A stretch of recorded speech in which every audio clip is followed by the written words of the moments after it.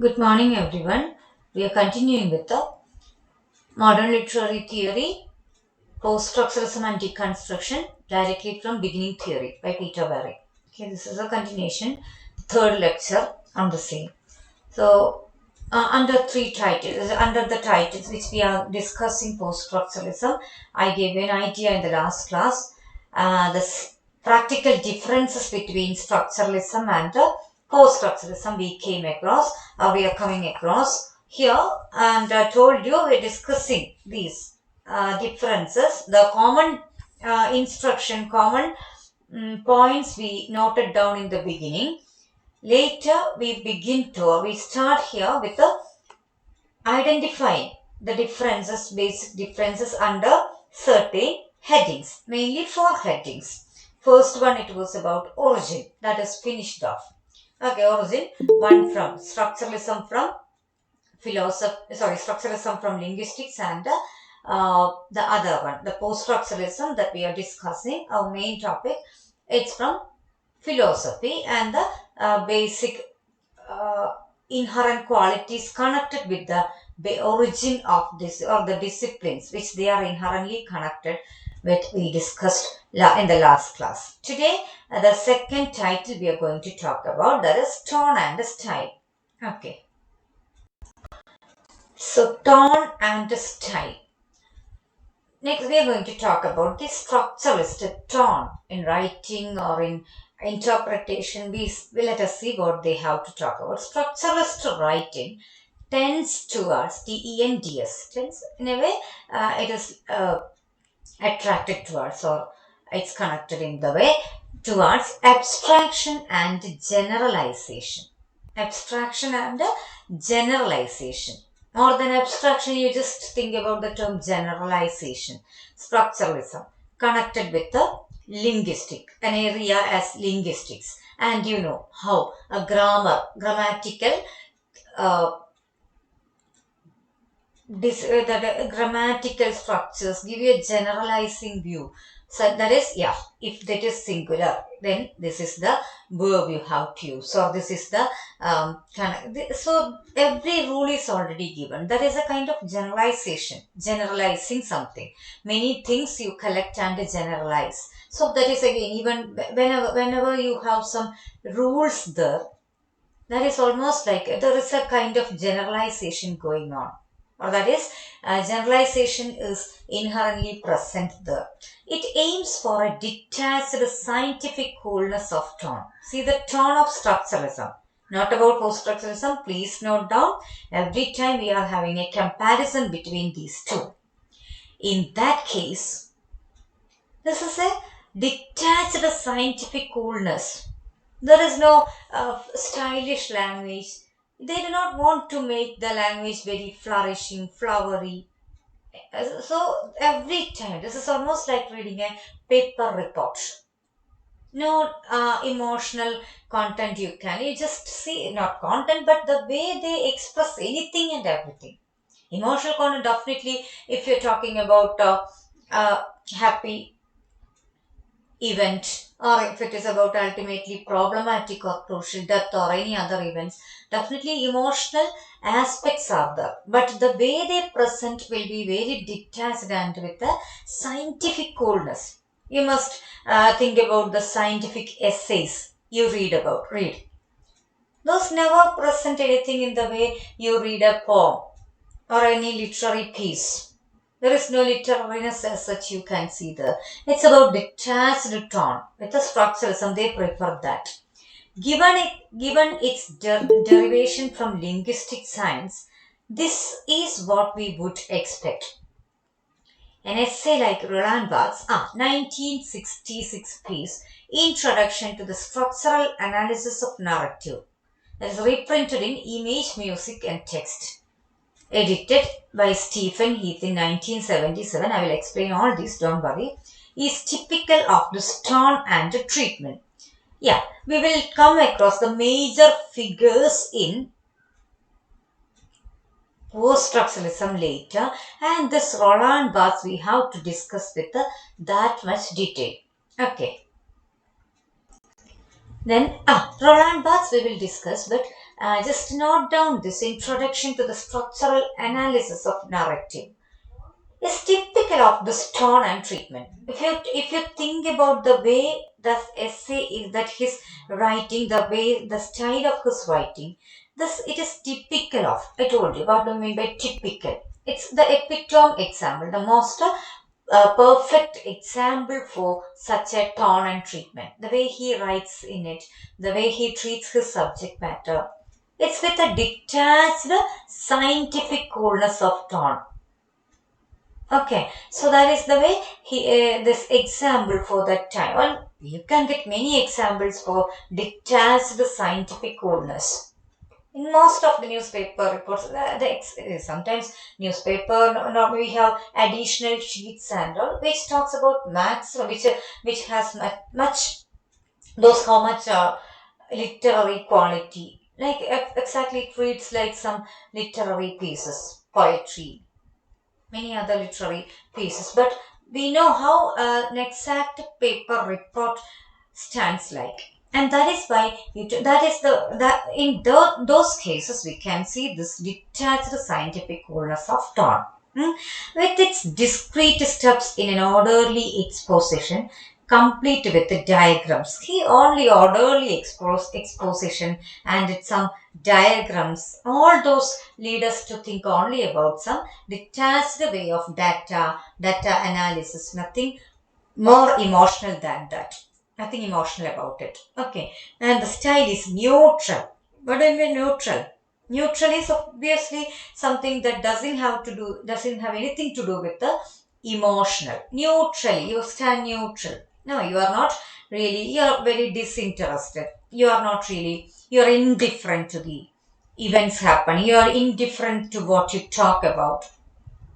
See, in writings, if it is with much emotional tone and all, you are moved by the reading. The writer himself or herself is moved while writing. But neutrally writing something, actually they write as they write something, as they talk about something which they are not really connected with. Sometimes we come across writers who talk, by creating the character, I became them. I became the person. I became the person. Some actors or actresses talking about the same thing. That means it's possible that identifying with the characters, identifying with the events, taking the event as if it is happening in our own life. But the neutral stand doesn't bring such a feeling or such an emotion in you. And anonymous, a neutral and anonymous. However, it is happening to someone. If you're talking about someone, it's anonymously. You're not really showing any concern, any emotion for that. And that is the way structuralist narratives stay. That is the way it is getting narrated. It is getting told. That is the tone of this kind of a movement or the structure theory as such. Is a typical of scientific writing. All these are typical of scientific writing. But in literature, to afford that is very difficult.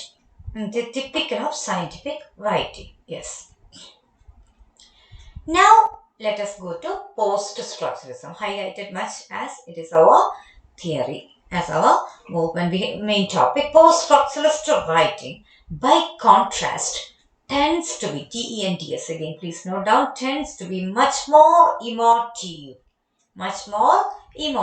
because it's highly connected with the literature, or not just literature, but the way they express. They want to be more flexible, flexible in the use of language. There itself, the tone, scientific tone is kept aside, kept away. Often the tone is urgent and euphoric. Often the tone is urgent and euphoric. Urgent, euphoric. Euphoric obviously means urgent, not in the sense of that urgency, urgent. It is right, like you are getting maximum uh, a sense, or not beyond sense, you're getting maximum impact in by reading the stuff.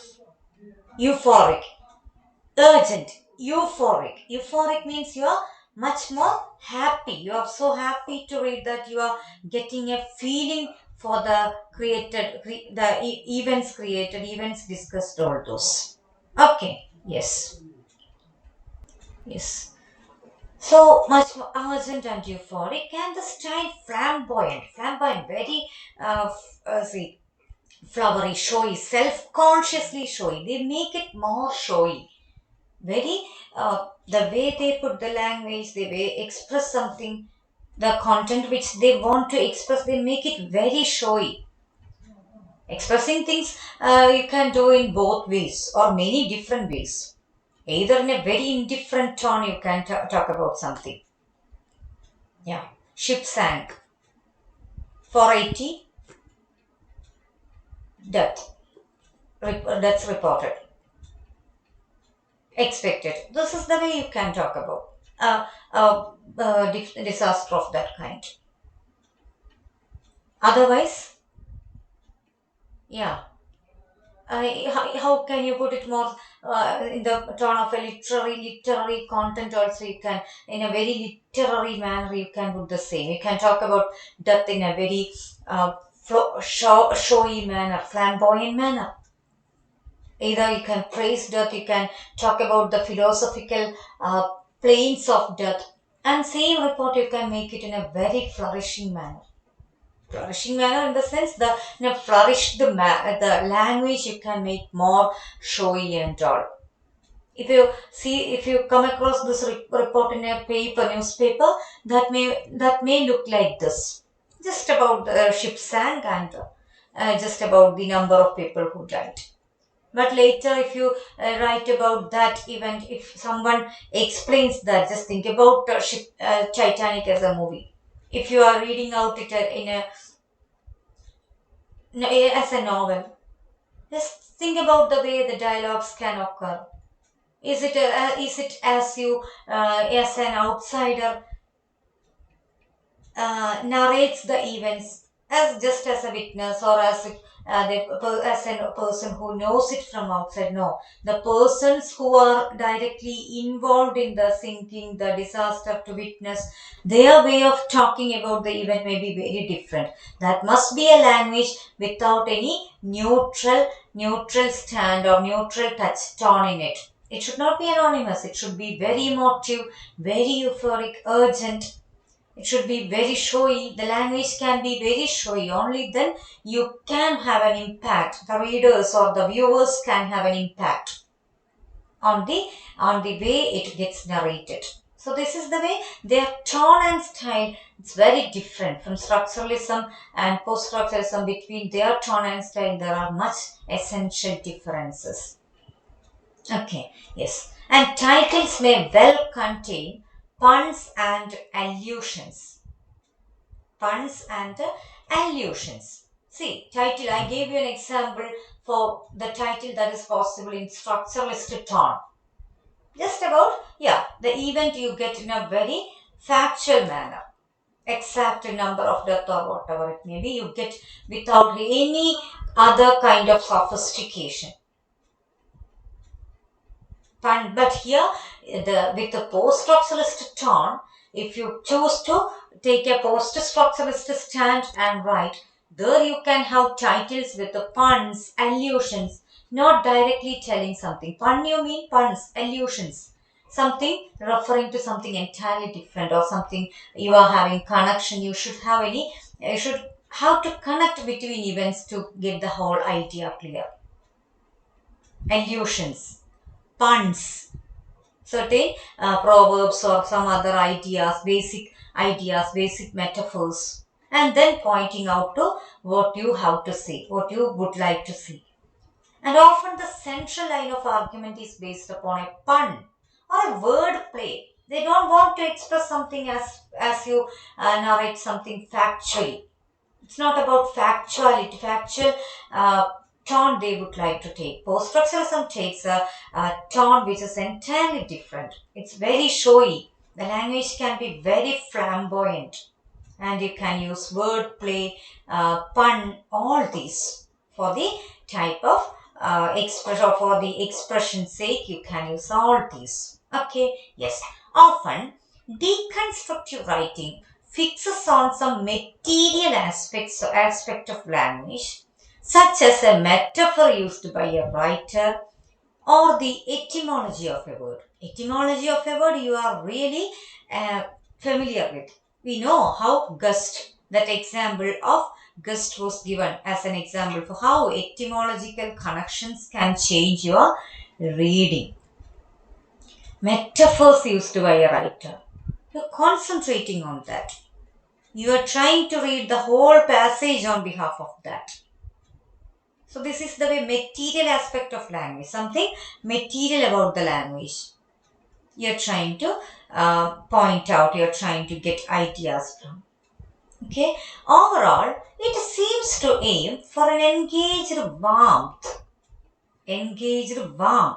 rather than detached coolness in structuralism. It's not there in the text. I put it in square bracket for your basic more to make it more clear. Engaged warmth than detached coolness that you come across in structuralism. Engaged warmth. Overall, it seems to aim for an engaged warmth. You're more engaged. The reader is more engaged. The reader becomes more engaged with. They have an impact by reading. That is the way they put their sentences. Okay, yes. Next point, next title, attitude to language. Okay, attitude to language. What is the attitude to language on the part of structuralism and then on the part of post-structuralism? Yeah, first about structuralism. Structuralists accept that the world is constructed through language. We know how they do try to emphasize that point. Constructed through language, in the sense that we do not have access to reality other than through the linguistic medium. And the problem of that we have already discussed in the former classes. The problem of this view. We know how something which is beyond the expression, which is not there for expression, for pronunciation, if that is not available, how difficult it is for the person to think about the reality. And I gave you the example for certain I gave you the example for the sounds which are not there in one language but which is there in another language, which may be there in another languages. So we do not have access to reality other than through linguistic medium. That's what they say. Attitude to language. Very important point. Which we have already discussed as part of the general views on between these two. But under this title, when we discuss, we have to think back again. Then all the same, it decides to live with that fact. With this fact, that is, language is the ultimate reality or ultimate yardstick you can stick on to or you can depend upon. And continue to use language to think and perceive with it. They would like to continue to use language to think, to perceive with it. So in every realm of our life, they would like to stick on to this linguistic medium. They would like to take it as the dependent force, the force for dependence, the ultimate point of dependence. Who? Structuralism. Please note down structuralism and the kind of passion or the kind of confidence they hold for language. Then, after all, language is an orderly system, not a chaotic one. So, realizing our dependence upon it need not induce intellectual despair. So, as far as structuralism is concerned, language is an orderly system.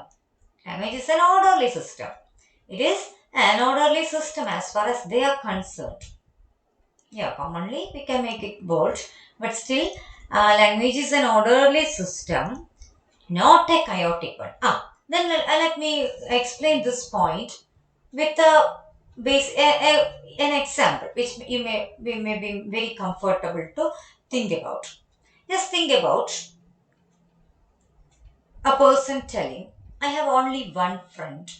I have only one friend.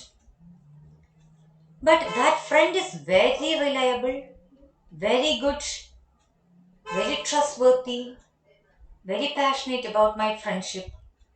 So I have only that friend. I don't have many friends, but I'm very happy because that person is very trustworthy. Just think about, I don't know whether you people are of the same nature, but some people are there with numerous friends. But even in that case, you may talk about the best friend. And you know how it is a superlative way of using best, the best.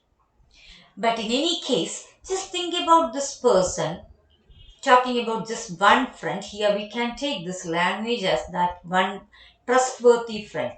Who? The structuralism as the person who is talking about the friend, if you take, then you can understand this sentence very clearly.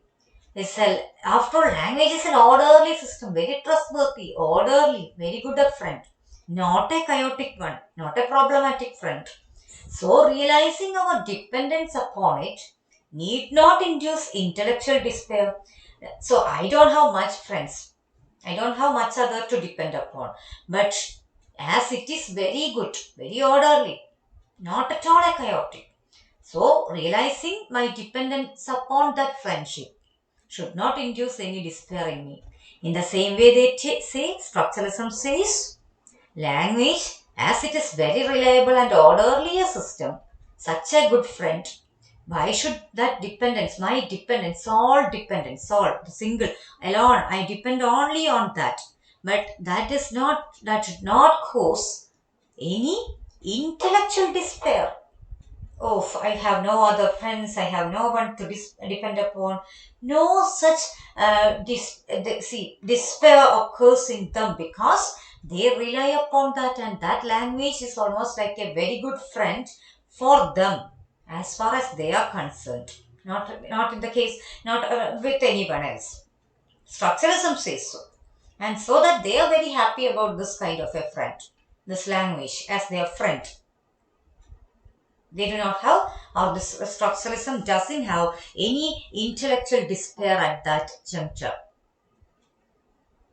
Okay. By contrast, post-structuralism is much more fundamentalist in insisting upon the consequence of the view that, in effect, reality itself is textual. When this structuralism asserts in this way, post-structuralism says that normally we have this tendency, or an outsider may say, oh, that person depends or trusts this other one, that friend very much. But we know how problematic the other one is, the friend is. See, just think about such a situation where the one person, two of them are very much connected, they are very much dependent, they are trusting each other. One is highly dependent upon other, trusting the other friend.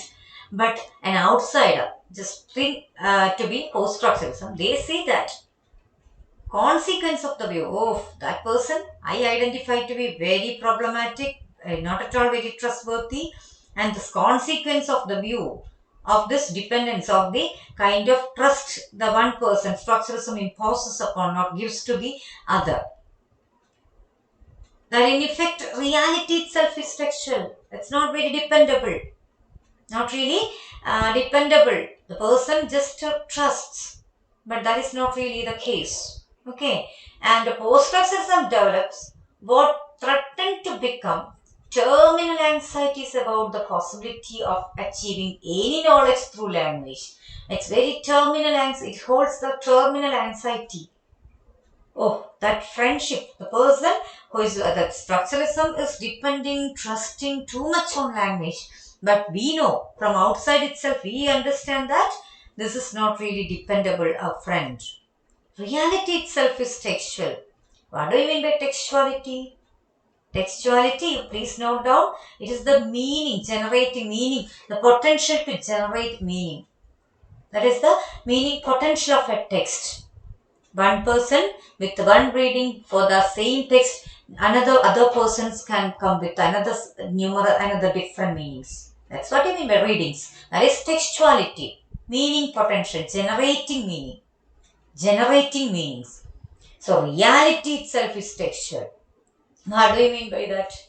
How can you take a very good example for this textual reality itself becoming textual?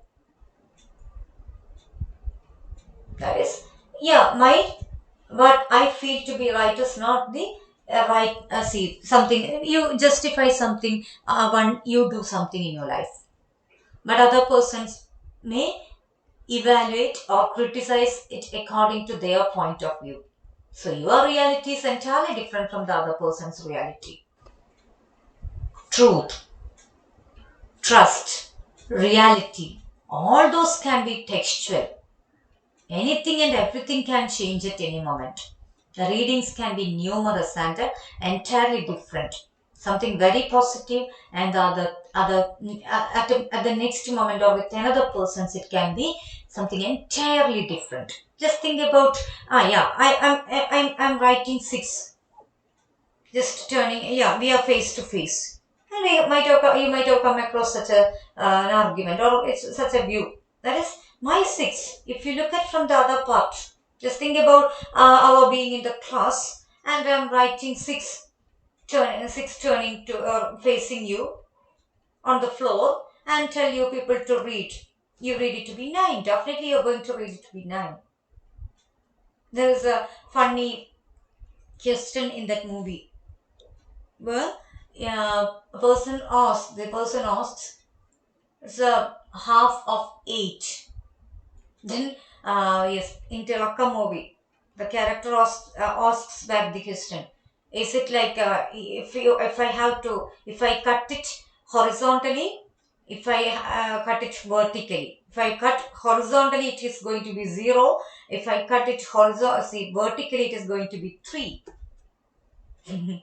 Is it so? But if you ask a mathematician, if a person is going to answer it in a very serious manner, he must definitely say 4.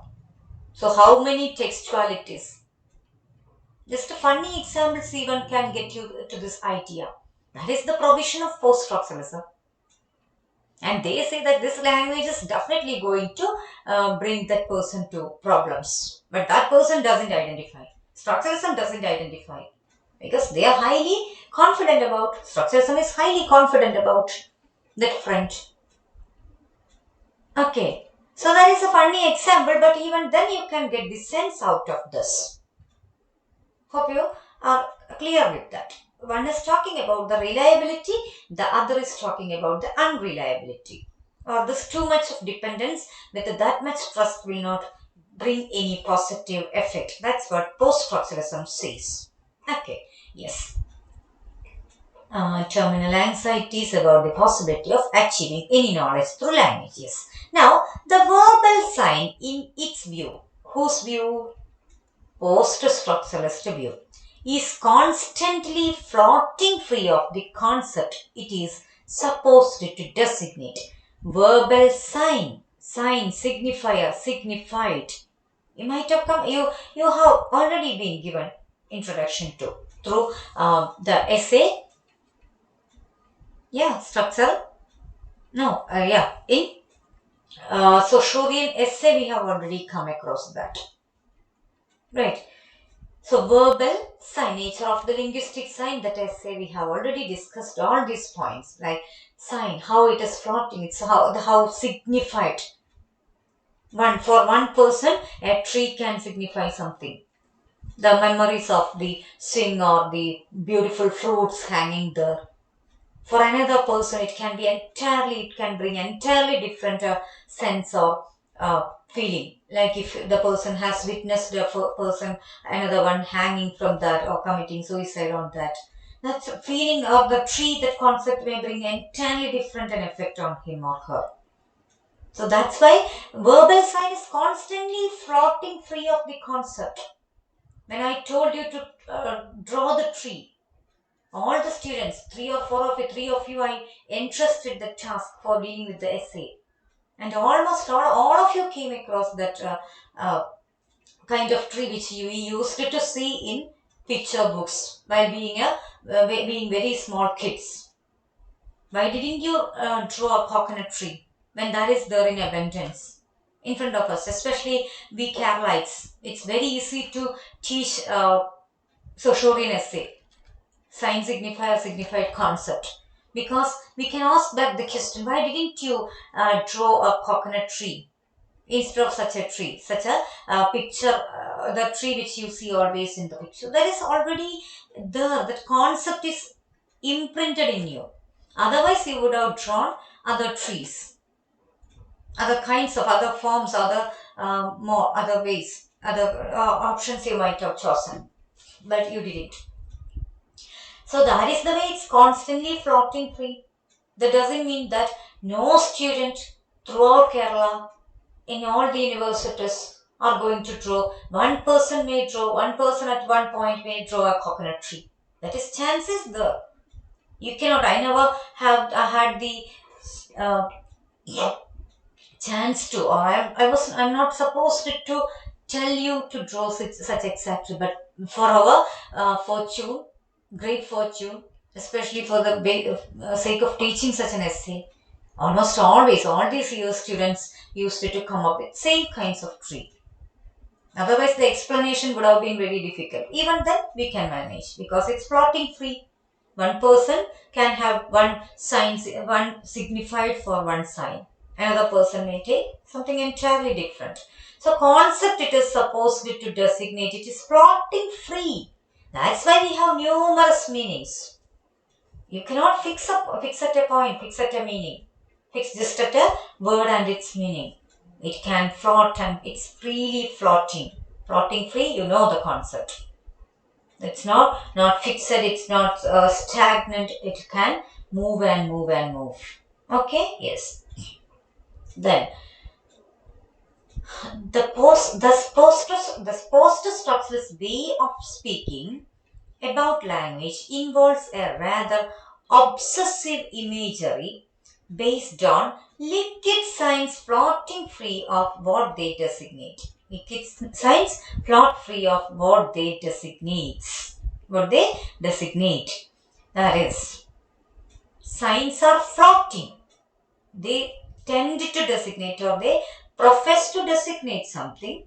We feel that, that tries to express this or that. But at a point we realize, at least with the post-structuralism, we realize that it is floating free. Its meaning can be anything. Okay, meanings are fluid. Fluid, you know. It's flexibly floating. It's, it's flowing, fluid. You know the nature of a fluid. It's not as you place a stone with much weight on a bench or desk. It stays there. You place your mobile phone on the desk, it stays there. It stays there. But think about you are spilling some water on the table. It flows. The same way meaning is fluid. It flows. And subject to constant slippage or spillage. Constant slippage of spilling. Every moment your meaning can be entirely, your expression can be taken entirely different, with an entirely different meaning by another person or persons. That is what I mean by constant spillage.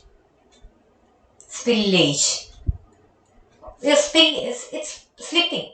Your slip of tongue or whatever it may be, you are not in control of the linguistic medium. That's what post-structuralism tries to insist upon. Right? Yes. Then this linguistic liquid. As far as structuralism is concerned, linguistics is not at all in a liquid state, but in a very highly solid state. But these people say linguistic liquid, language, that linguistic liquid, slopping about and spilling over unpredictably, slopping. When a liquid, you spill a liquid on a surface, you cannot predict where it may go. Okay, so unpredictably defies and then it defies our attempts to carry signification carefully from giver to receiver. Yeah, defies our attempts This way. Silling our, yeah, it's silling our unpredictably and defies our attempts. We are attempting, every language user, every person who is trying to communicate something attempts something. What is that attempt? To carry signification carefully from giver to receiver. Yeah, giver to receiver in the containers we call words. You're trying to give something and you expect the receiver to take it in the right sense within chords. That means right sense as the sense that you would like to communicate or you would like to give. But the receiver, with the post-structuralism, it asserts again the receiver has the right to take it in any sense, any way the person wants to. That's why it is unpredictable. You mean something very positive, very beneficial to the other person, and the other person may take it in a very negative sense. That's why we talk about the lack of communication or miscommunication, misunderstanding. All these occur because language is always having this tendency to signify something entirely different from what we want to, what we would like to. But still, structuralism sticks on to that. They stick on to the view. They never would like to give up on the confidence on language. We are not fully in control of the medium of language. That is what post-structuralism says. So meanings cannot be planted in set places. Very beautiful metaphor you are going to get here. Meanings cannot be planted in set places like somebody planting a row of potato seeds. A row of potato seeds. How do you, or even just think about the way you plant coconut. Do you just take and throw it away and let it go to some place which it prefers? No. You try to plant it after after deciding a particular space where it can grow and it will not have any disturbance for growing it at a height. So this is the way you plant a coconut tree or potato seed. But can only be randomly, but that cannot be done like that in the case of language or meaning, words. It can only be randomly scattered or disseminated. Just think about your planting paddy. The way you have paddy seeds and how do they do with their planting. They just try to scatter, they just throw and it goes to the direction it wants to. The seeds get scattered and find their own places. It's not the way you plant a coconut or plant a potato seed. That is just about disseminating, scattered manner of planting. So this is the only possibility in the case of using language. That's what they say. Like the planter walking along and scattering seed with broad sweeps of the arm. Broad sweeps of the arm. കൈകളിങ്ങനെ കുടഞ്ഞിട്ട് നമ്മളിങ്ങനെ അത് എന്ത് ചെയ്യുവാണ് scattering just scattering paddy നെല്ല് with the how do they do that? You all see that in the way only we can treat the meanings. That is always free to go, free to travel in any direction.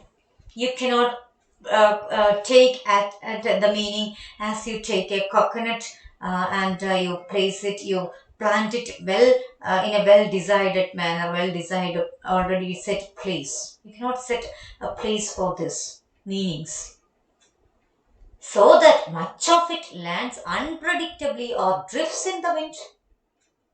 You cannot expect all the all the seeds to be placed in the field itself, may drift in the wind even and go to some place which is beyond your reach. That is the way meanings also float free. Okay, likewise, the meanings words have can never be the meaning words can have never be guaranteed 100% pure. There is no assurance of that purity. purity of meaning. That is the point that structuralism says or tries to emphasize. As pure meaning, one word with this meaning, already decided a meaning. That is almost like planting a coconut in the set place. But now with the post-structuralism, there is no guarantee that the seed will go to the place which you would like to, you prefer to. It may drift, even drift in the wind, or may may go to some other places beyond your territory. Yeah, this paddy field is yours. Next is that of me, another person. But still, that paddy seed may go. That is the way your meaning can be misinterpreted or read in an entirely different way. Your poems, your writings can be read in an entirely different manner by another person's. So that is why there is no 100% purity assured in the case of any word or any meaning.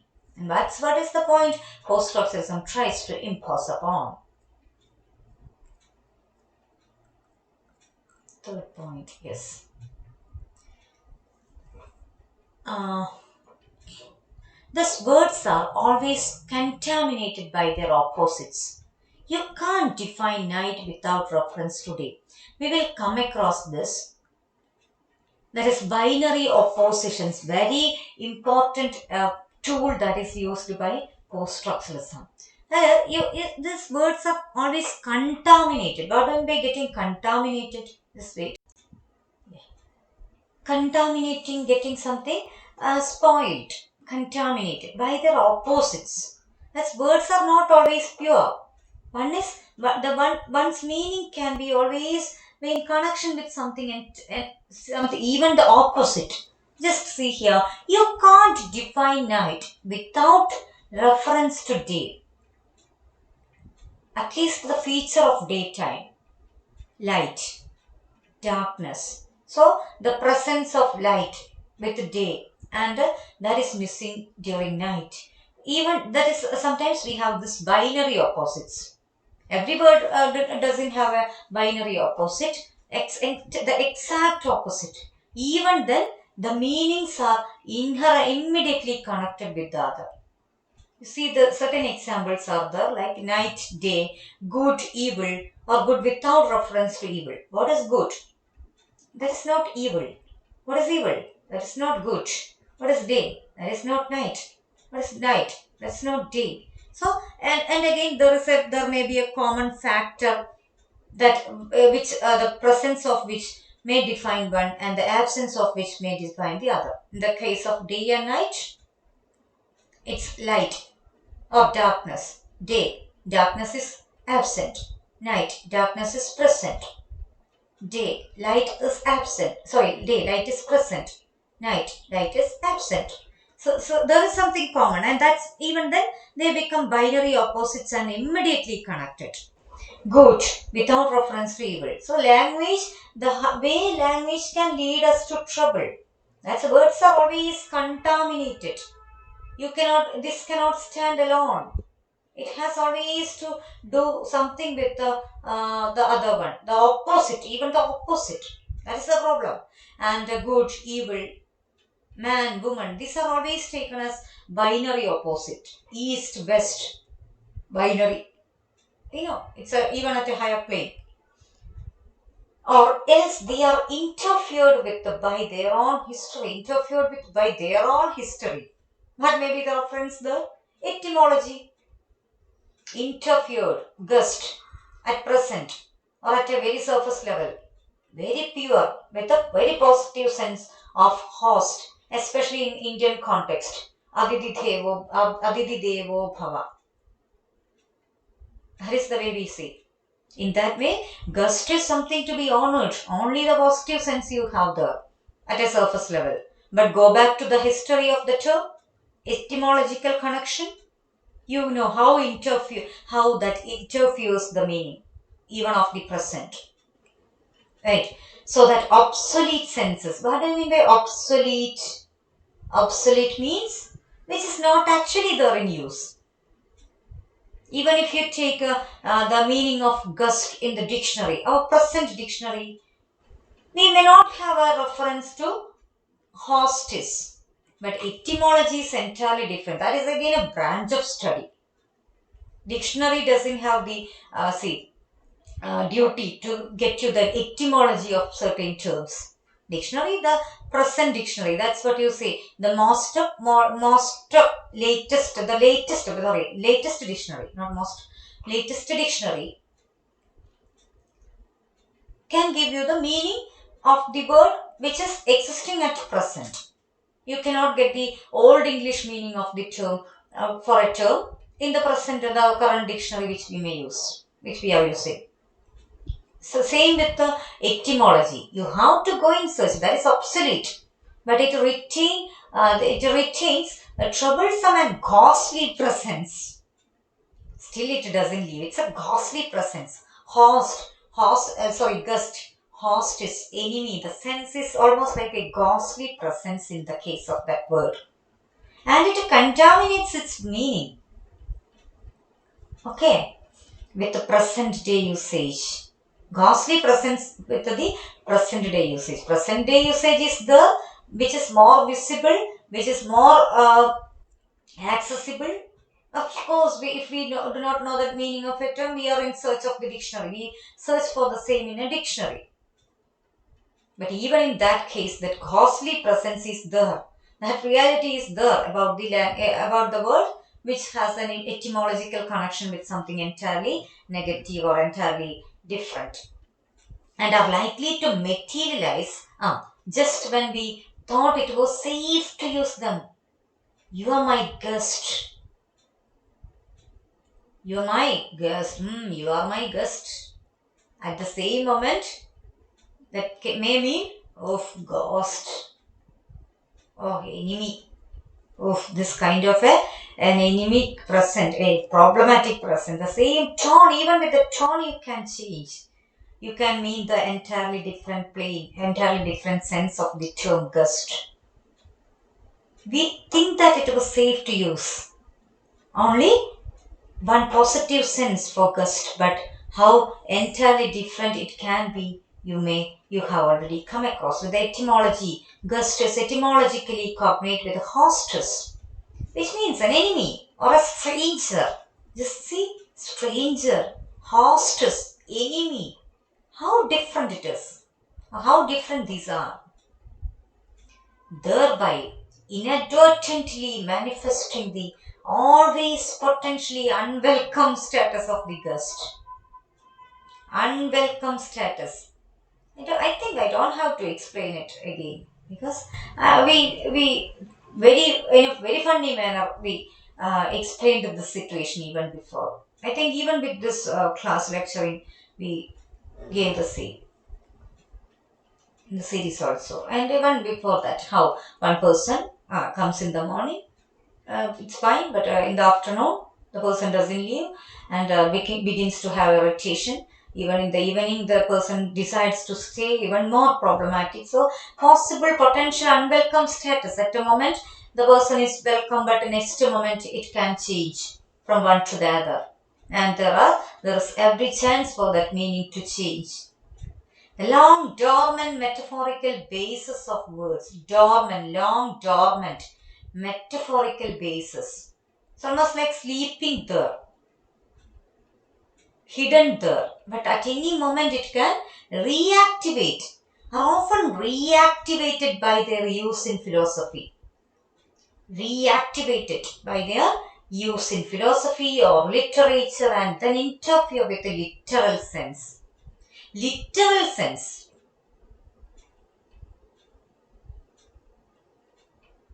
Metaphorical opposing with the literal sense is the dictionary sense.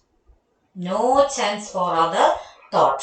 That's what I mean by literal. And every time this interference with that literal sense may be there. That's why we are not safe in using any word. Now gust you are aware of the etymology, because that we have already discussed it. What about the numerous other words available in dictionary? Even the literal meaning, dictionary meaning, we are not really aware of. Then what about the etymology? If you are in search of the etymology, it brings even more differences, confusions, chaos in using the language. Or with the stating of single meaning, no possibility at all with the post-structuralism.